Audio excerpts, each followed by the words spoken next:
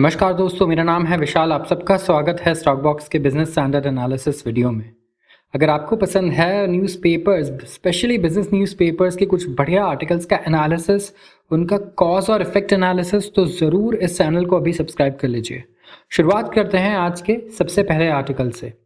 JSW group plans to drive an electric car at 15 to 20 lakh rupees in talks with several Chinese firms for tech partnership। JSW group अब बहुत ही बड़ा group है। देखिए, India में सबसे बड़े business families हैं, उनमें से एक है ये।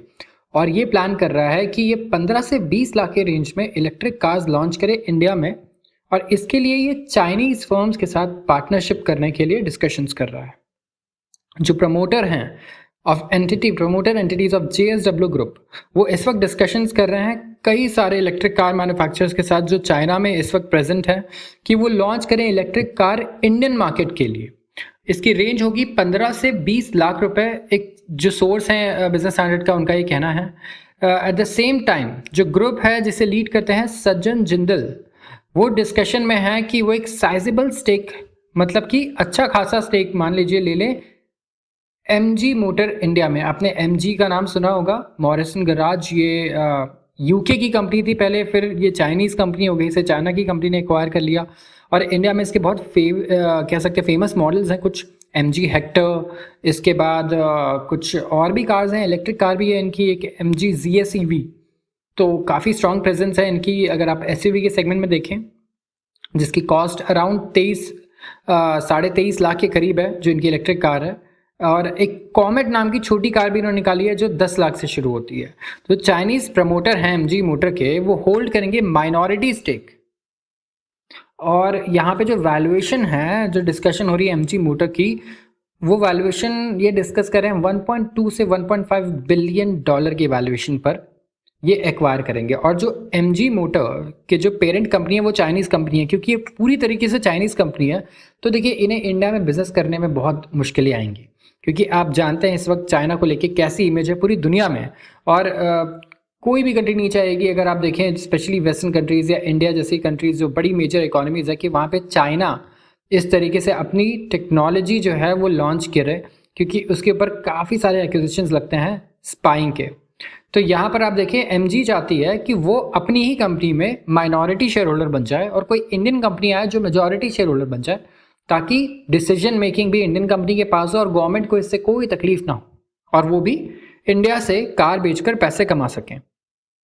तो MG मोटर का जो एक्विजिशन होगा वो JSW के लिए एक बड़ा स्टेप होगा, और इसके थ्रू ये एंटर करना चाहेंगे कार इंडस्ट्री में। तो जितने लोगों को भी ऑटोमोबाइल सेक्टर बहुत पसंद है इन्वेस्टमेंट के लिए, स्पेशली स्टॉक मार्केट में, आप में से कई लोगों ने टाटा मोटर्स, महिंद्रा और भी कई कार कंपनीज या ऑटोमोबाइल कंपनीज में पैसे लगाए होंगे, तो अब उन्हें देखना होगा कि JSW ग्रुप किस तरीके से उन कंपनीज के अगेंस्ट compete करती है।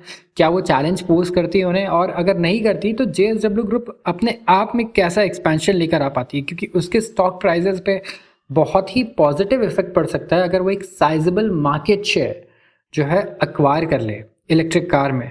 और इलेक्ट्रिक कार इंडस्ट्री क्योंकि अभी बहुत नासेंट स्टेज पर है, तो यहाँ पर जो लीडर है अभी टाटा मोटर्स है, यहाँ पर आप देखेंगे। और MG मोटर्स पहले से ही जमा चुका है अपना market share MG ZS EV, क्योंकि अच्छी कार है। अगर आप उसके रिव्यूज़ देखें, सेल्स देखें, काफ़ी बढ़िया, आपको नेगेटिव ज़्यादा रिव्यूज़ नहीं मिलेंगे। तो यहाँ पर देखना होगा किस तरीके से JSW ग्रुप इसका फ़ायदा उठा पाता है।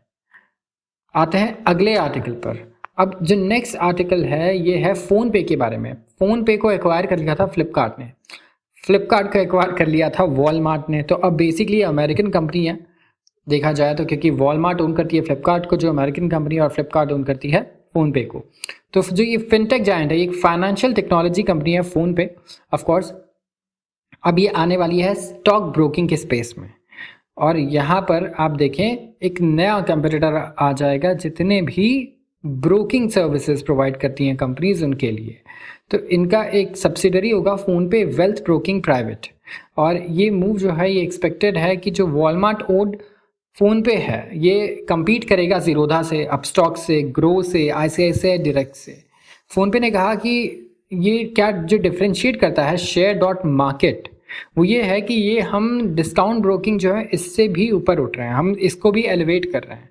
हम यहाँ पर लोगों को सिर्फ ऐसा नहीं कि डिस्काउंट ब्रोकिंग सस्ते दाम पर ब्रोकरेज दे देंगे, हम बेसिकली यहाँ पर मार्केट इंटेलिजेंस प्रोवाइड करेंगे, quantitative research based wealth baskets भी प्रोवाइड करेंगे, जिससे हम इसे एक स्केलेबल टेक्नोलॉजी प्लेटफॉर्म बनाएंगे। इसका मतलब ही देखिए यही है, सिंपल है कि एक तो आपको वहाँ पे डिस्काउंट ब्रोकिंग वाले चार्जेस ही लगेंगे, बहुत कम चार्जेस, साथ में आप कोई भी पोर्टफोलियोज आप कह सकते हैं कि आप खरीद सकते हैं। जिस तरीके से स्टॉक बॉक्स के कुछ वेल्थ बास्केट्स हैं, अगर आप हमारे ऐप पे चेक करें, वैसे ही फ़ोन पे भी कुछ इसी तरीके के स्टॉक बास्केट्स प्रोवाइड करेगा, जिसमें आप अगर पैसा लगाते हैं तो आप उनकी research based quantitative research based stock selections को पिक कर पाएंगे और इन्वेस्ट कर पाएंगे उसमें। यहाँ पर इन्होंने कहा ये अच्छा कस्टमर एक्सपीरियंस भी देंगे, और देखिए बहुत सारे प्लेटफॉर्म्स हैं यहाँ पर already, Zerodha, grow, Upstox, and उनके कुछ तो पैरामीटर होते हैं ऑफकोर्स। देखिए खाली प्राइसिंग के बेसिस पे लोग डिसाइड नहीं करते हैं, सर्विसेज भी इंपॉर्टेंट होती है, ऐसा नहीं कि तीनों बिल्कुल सेम है।